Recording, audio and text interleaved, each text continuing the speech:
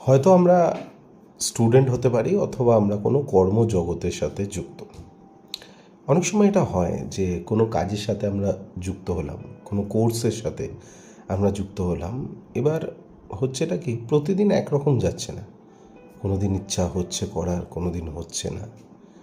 তো মতো অবস্থায় আমরা অনেক সময় নিজেদের খারাপ মনে হয় যে দূর, আমার দ্বারা মনে হয় হবে না, বা আমি হয়তো খুব খারাপ স্টুডেন্ট।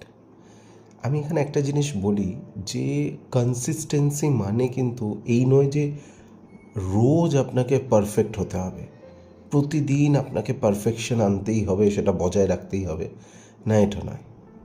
কনসিস্টেন্সি মানে হচ্ছে মনের এগেনস্টে যাওয়া, মন না চাইলেও আপনাকে একটু হলেও সেটা করা। কারণ থেমে যাওয়া মানে কিন্তু শুরু থেকে যতটা আপনি এলেন, থেমে যাওয়া মানে আবার জিরো হয়ে যাওয়া। আর একটু একটু করে চালিয়ে যাওয়া মানেও কিন্তু আপনি গ্রোথের দিকে যাচ্ছেন। তাই শুরুর দিনগুলোতে আপনি স্টুডেন্ট হন বা কোনো কাজের সাথে যুক্ত হন, কোনো কিছু স্টার্ট করলে একটু একটু করে হলেও সেটাকে কন্টিনিউ করার চেষ্টা করুন, থেমে যাবেন না। আর শুরুতেই পারফেক্ট করার দরকার নেই, জাস্ট কন্টিনিউ করুন।